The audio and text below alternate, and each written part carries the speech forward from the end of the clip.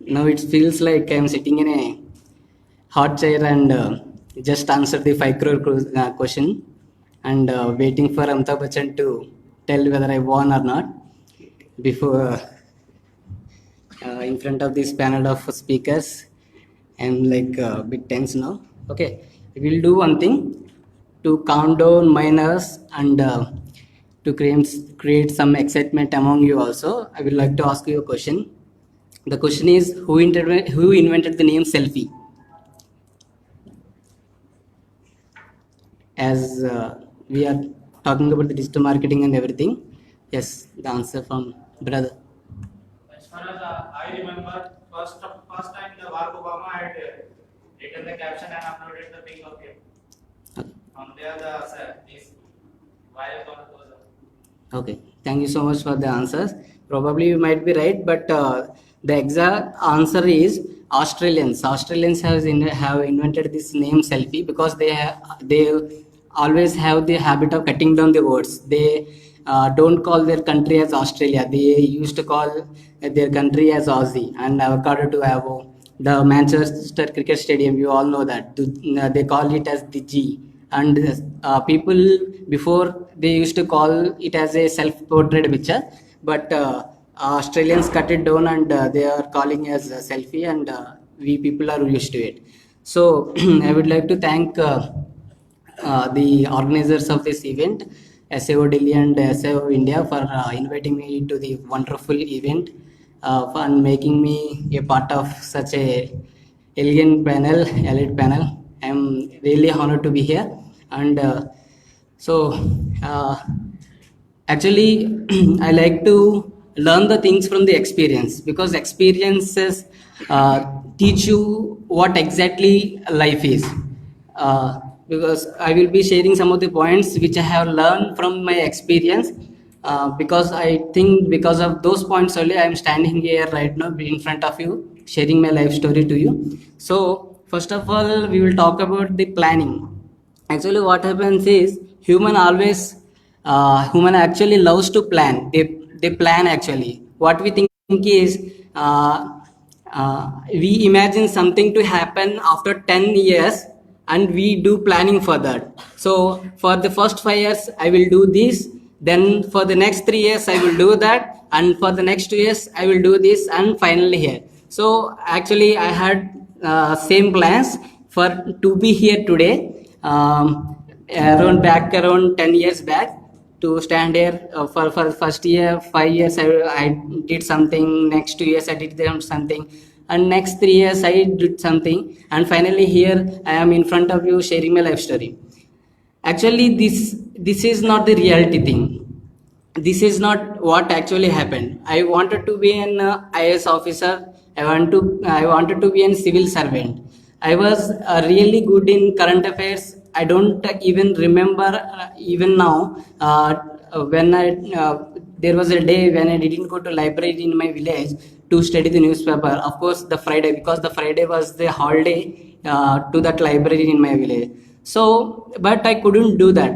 So what actually happened is because I failed in my plan A, immediately I applied plan B. So like everybody does, we always plan something, and alternatively we think that if this is not happening, have to plan something plan B, and we will work it on that and we will achieve that. My plan B was going to a good college of engineering and do mechanical engineering from there, and after that for after 2 years after my graduation I will do 2 years of job, then I will go to some of the one of the reputed foreign universities to do MBA to get a job there. So that doesn't happen, as you all know. What actually happened is after my graduation, when I was doing my graduation at Lovely Professional University, I started my own startup when I was in third year only.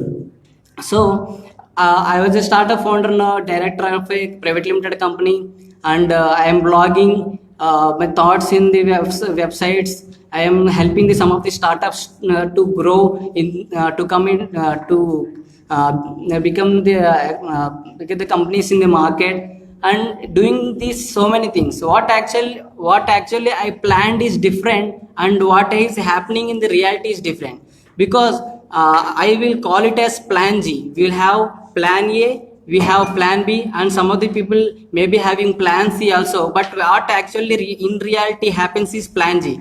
I will call it as a plan of God. This is only happens in the reality. We don't know what actually happening after the 10 years in life. So things happen randomly in life without our without any reason, and they create actually opportunities. They create opportunities. We learn from those opportunities, even those are missed ones, and we what actually matters is, are we able to recognize the next opportunity when it matters the most? This is what actually matters. The opportunity, are we able to recognize the opportunities which are coming in life? This is what actually matters in life. Recognizing the opportunity, one important thing, and recognizing the opportunity at the right time is also an important thing. So this is my first point. And then my second point is, as I said, I wanted to become an IAS officer, then MBA graduate and couldn't do that. So I became an entrepreneur. But do you think this happened subconsciously? Is that easy to become an entrepreneur or something in life without our any interpretation? No, actually what happens is life prepares you for what actually you are today. Life actually prepares you. Actually I wanted to share my story because that maybe concludes it. So what I think is, actually I'm from a village, so I don't know what actually word entrepreneur is. And I was studying in a government high school. What I don't know what actually happening in the reality. So, but life is preparing for me for the day today I am standing here, because what actually I remember in instant, as a brother was sharing the introduction of me when I was in a fourth standard. The actual story was different. I will explain the what actually happened. When I was in fourth standard, there was a chewing gum company called Big Bubble. Do you remember that? It makes a chewing gum. So it used to give a play card for every two chewing gum. For example, the thing is, if you buy two chewing gums, it used to give one play card for free. So as we were the kids of fourth standard, we were really excited about that playing cards. We never bothered about those two chewing gums. We actually wanted that playing card which is coming for free. We used to buy those chewing gums for that. One day what actually happened is, I was going through the market. I saw a beetle shop. Over there, people are coming and buying chewing gums, but they are not taking the play cards from the shopkeeper. So I thought about it, and I went to the shopkeeper, and I had a deal with him that there is no one to take play cards from you. It is waste for you. So the deal was, I will give you 5 rupees. You give me all the play cards to me, so that it is beneficial to you, because it is nothing matters for you. So he gave, because of those 5 rupees, he gave me the play cards, and I have now 50 play cards with me, which actually worth 100 rupees according to my friends, my classmates, because for every 2 play cards, 1 play card is free. So if you calculate that, 50 into 2 rupees, 100 rupees worth play cards are with me. So what actually I did is, I have given my classmate offer of 50% off, and surprisingly I sold all the play cards within 2 days for 50 rupees with a profit of 45 rupees. So unconsciously in my life, these kind of things were happening, which is actually preparing me to become an entrepreneur. So what actually I think is, what are the opportunities are coming in our life, what are the things coming in our they don't come to you until and unless you deserve that. If something is coming into your life, that means you deserve that, you can do that.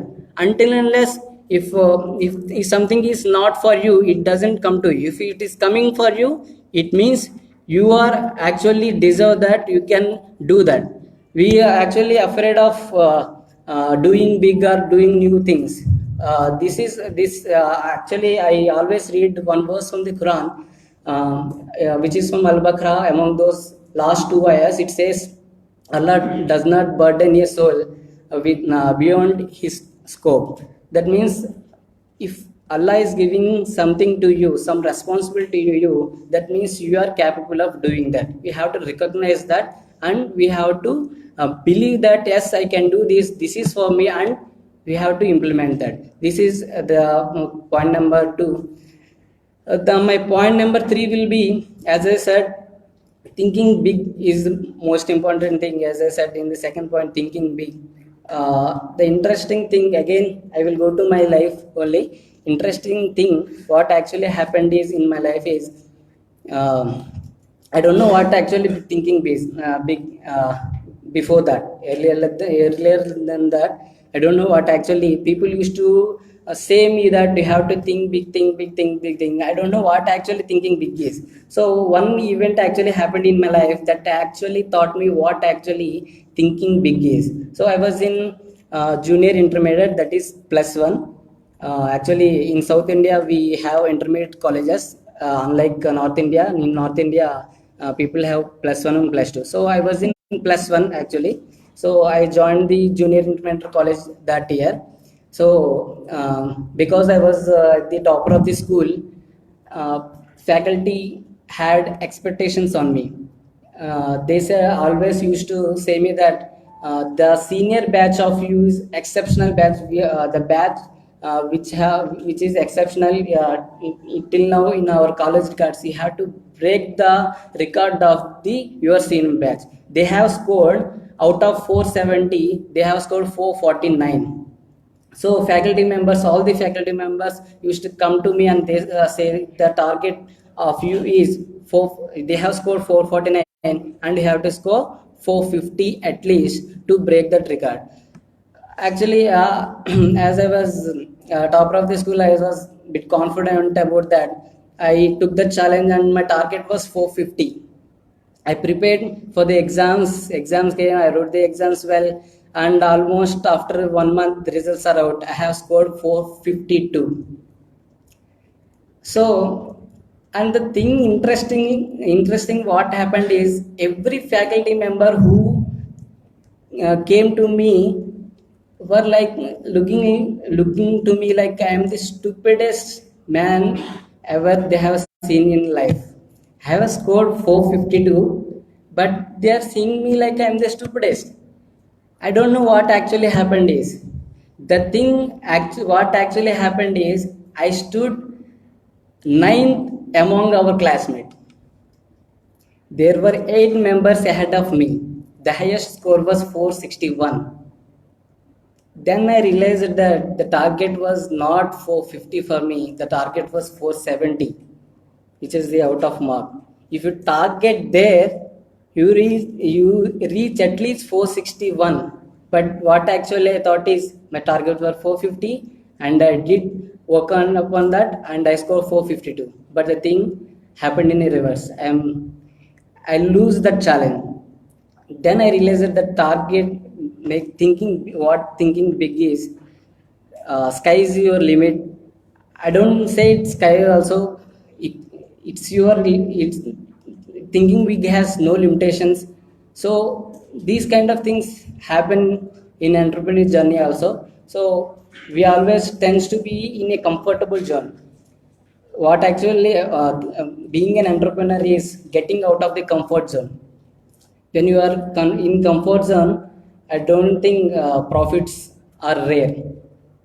There are no profits when you are comfort zone. When you want to become an entrepreneur, you have to get out of your comfort zone and learn the things which are happening in the real world. So these are the things which happened in my life which I wanted to share with you. And as on record, officially I have been an entrepreneur from last 8 months. So the things which I have learned to launch a startup or to build a startup idea, I will be sharing few points with you so that that may help you in building your idea also. So what actually I observed from the past 8 months is when you are when you are framing your idea, you have to do the documentation work. As in the morning sessions also we came to know that B plan, right?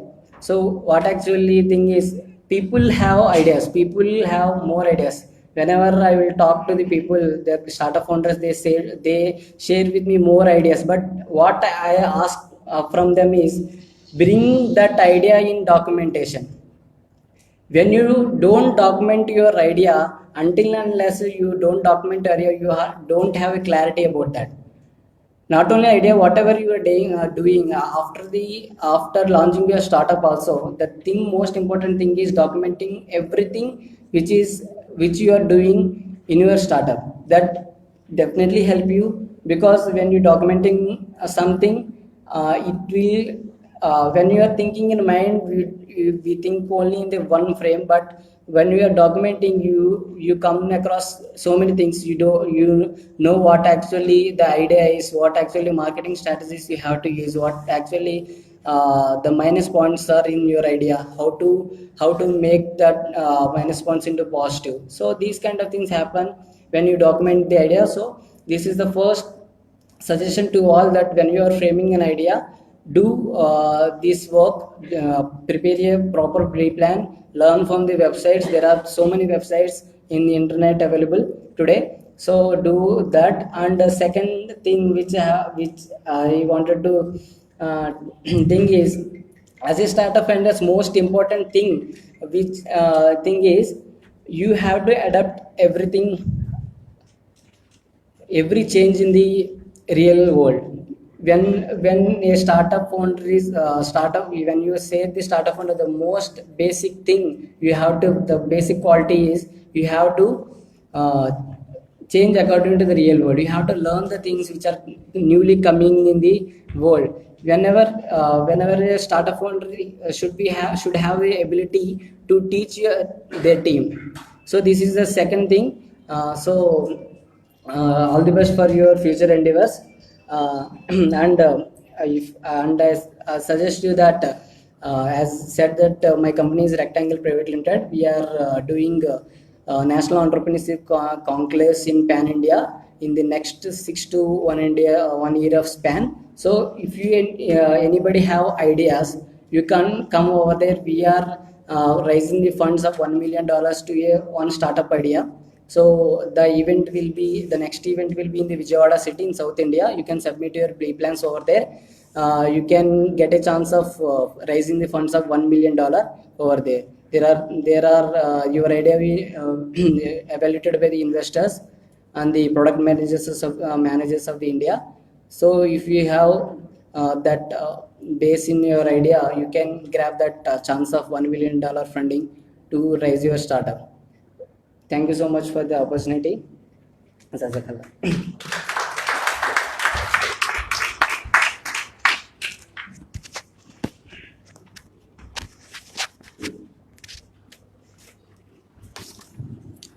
Lot of thanks to Brother Khalid. Now I'd like to request Mr.